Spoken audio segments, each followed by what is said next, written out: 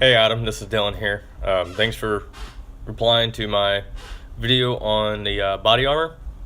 I get some good points on it. Found that really interesting that guys have even gone out of their own way at your department to buy their own vests. That's a lot of money, and I think that shows what society is going to.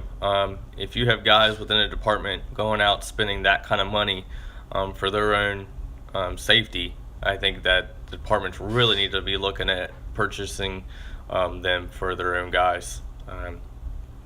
So you brought up a couple of questions, some points, so I'll hit those for you.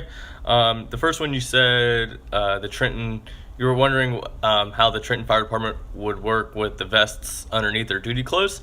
From the article, I should have put this in my initial video in response. I think what it was saying is that if they do go to a psychiatric or any type of incident like that, they will, I guess, peel their shirt off, put their armor back on, or put their armor on, and then put their shirt back on.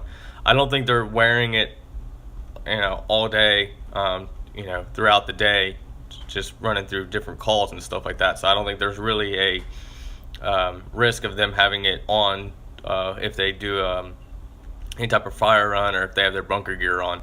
I could be wrong, but that's kind of the way I took it. But like you said, that's a pretty good point. If you're worried about how the body armor is going to hold up under fire, if it goes through your PPE, at that point, we got bigger issues to deal with. I know personally I wouldn't want to fight fire with a vest on. They are extremely uncomfortable. We didn't, at my work or at my firehouse, we didn't get, and that's at Hebron, my full-time job, we didn't get super mobile vests. They're pretty bulky, pretty big. And like I said in my video, we only have two on the ambulance, 3 on the engines, and so on. So we kind of got one size fits all, which is a bummer for me. I'm a little guy. I'm only 5'4" if I'm lucky, and 130 pounds soaking wet. But the fire services, there's some big boys out there, so we got vests that could fit the big guys as well. So I'm wearing the same vest that my partner could be wearing, who's a big guy. So mine is extremely big. Would be extremely uncomfortable under fire gear. And there's no way that I could get a t-shirt on or a polo or whatever we wear over my vest. There's just no way unless I bought a huge size.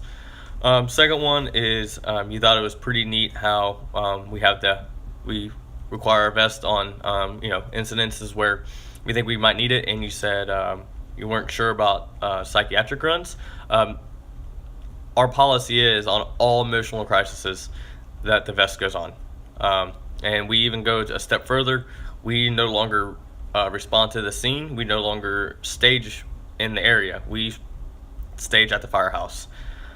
Just last night we had an emotional crisis, and we walked out to the bay. We were dispatched. We walked out, got on the radio, said we'll be staging in quarters. We're the only department in the county that's really doing that, but it's seemed to work out pretty well. There's been some instances where we were way too close even when we were staging, so this puts us in a safe environment, and I really like it.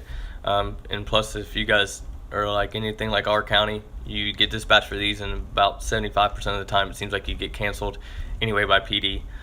So it saves wear and tear on the trucks, going and waiting, starting them up and all that.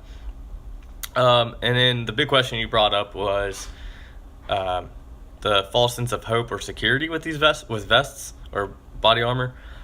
I think for me personally, I don't get a false sense of hope.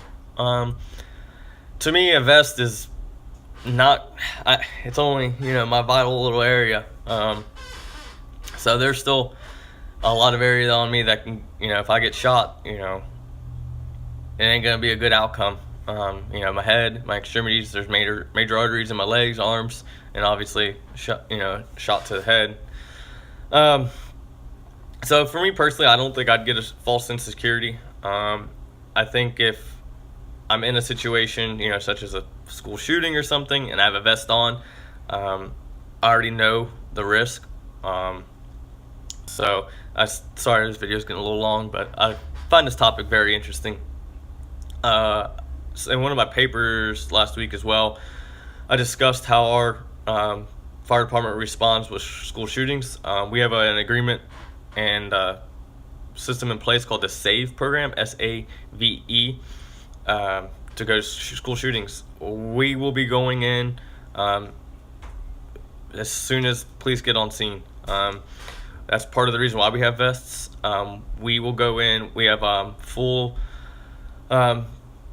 tactical medic supplies, backpacks, and leg bags. So we set up. We get 3 officers. They make up a little triangle pyramid around us in front.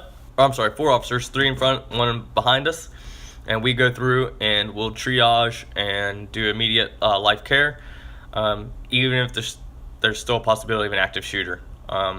That's not required for us to go in. It's completely optional. So our chief, said that this is a high-risk situation, and he would never force anyone to go into that type of situation. So if we ever do get toned out for that type of active shooters, it's completely up to the guys if they want to do it or not. I would say about over half of our guys have done the training. Some of the guys choose not to because of the pure fact that they have kids in our school district, which makes sense. I wouldn't want to go in either. And of course, a phone call. So hopefully it clears up some questions. Let me know if you have anything else. Thank you. Have a good day.